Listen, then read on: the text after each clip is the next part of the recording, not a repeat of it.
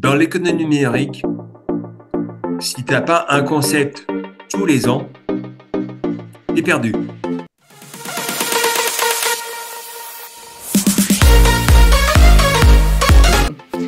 C'est quoi ça, l'économie numérique? Bienvenue sur ma chaîne de Gigibulle, où on parle de métier. N'hésitez pas à vous abonner si ce n'est pas encore fait. La petite cloche juste en bas, vous pouvez cliquer dessus pour vous abonner. Dans cette vidéo, un économiste, analyste data, va nous parler de l'économie numérique, parce qu'il en connaît beaucoup là-dessus. Puis, il va aussi nous parler de programmation. Wow. Un tout petit peu, juste un petit peu les codes, qu'est-ce qu'il y en a de codes de programmation, ce qu'il utilise, ce qui est utilisé fréquemment. Un enjeu économique, c'est que dans l'économie numérique, si tu n'as pas un concept tous les ans, tu es perdu. L'économie numérique, je veux dire, si le concept il change pas tous les ans, c'est oh la catastrophe. L'économie numérique, c'est fond. Mais c'est quoi, mettons, un concept en économie numérique? Mettons visuellement, là, tu sais, que je puisse me le dire, parce que là, je suis pas sûre de tout comprendre. C'est l'année, on est tous sur l'IA générative, chat GPT. L'année dernière, c'était autre chose. Moi, ça pose problème parce que en un an, les usages de la technologie, on peut pas rentabiliser sur un an.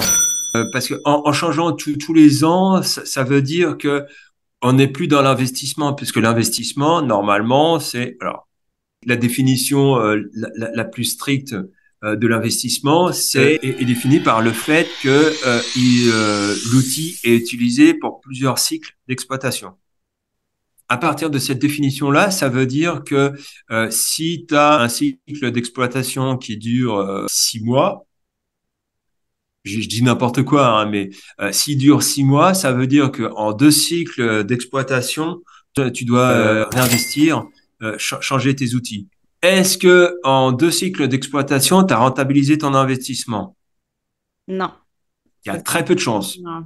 Donc, ça veut dire que c'est une course à l'investissement non rentable. Donc, moi, je suis pas dans cette logique-là. Donc, c'est pour ça que j'utilise des technologies qui ont 10 ans.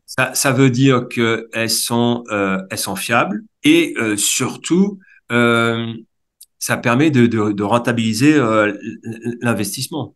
Moi, par rapport, donc il y a une technologie, notamment en base de données, qui me permet de faire une requête 10 fois plus simple que la requête qu'on est habitué à faire. Alors là, je vais parler en termes techniques.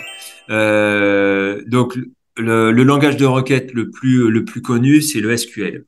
Moi, j'utilise pas le SQL, j'utilise le Sparkle. Ce qui Voilà. veut dire que ça serait comme plus vieux ou c'est juste autre chose, l'autre? C'est une autre façon de faire.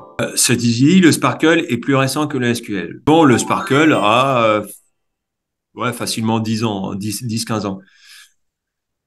Seulement, il y en a très peu qui le connaissent, les requêtes en Sparkle, parce que une requête en Sparkle, en une ligne, c'est fait, alors qu'en SQL, il faudrait 5 lignes. Fait que c'est plus simple, finalement. Ouais, c'est plus simple et beaucoup plus complet. Donc, ça veut dire que je vais prendre l'intelligence artificielle, puisque bon, c'est la thématique De actuelle. l'année.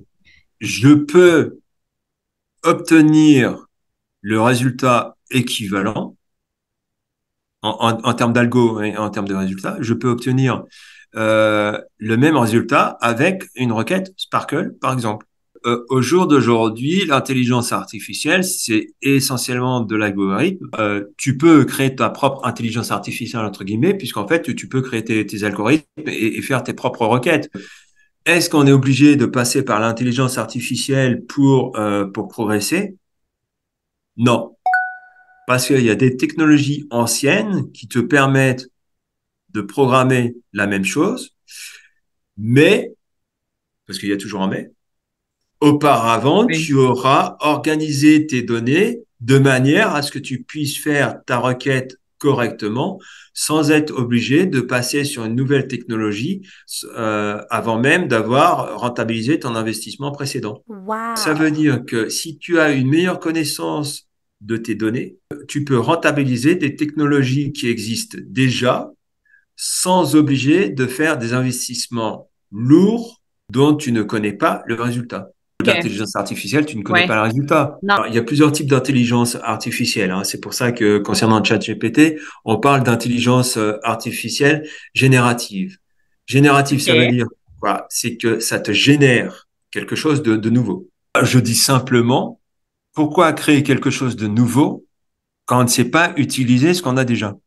À partir du moment où je travaille au niveau des données, je peux répondre à ces problématiques-là de manière beaucoup plus pertinente que quelqu'un qui, au niveau du processus, serait au niveau de l'information. Je suis dans une activité qui est au cœur de beaucoup de choses. C'est là où finalement tu tombes pas dans une routine puisque il y a tellement d'implications que finalement tu dis je vais m'arrêter où? Non, la bonne question c'est est-ce que je veux m'arrêter? Moi, je dis que mon projet, je le fais pour les 100 prochaines années.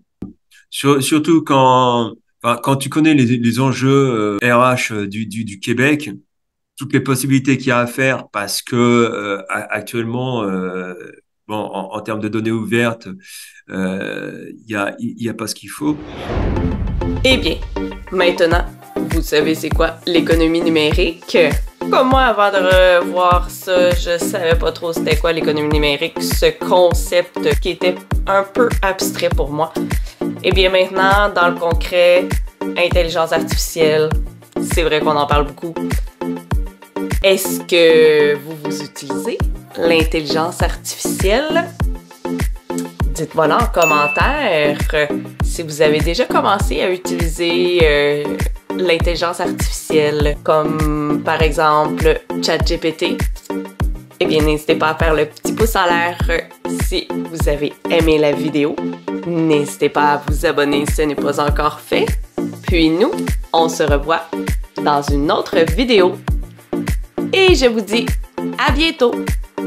Bye bye!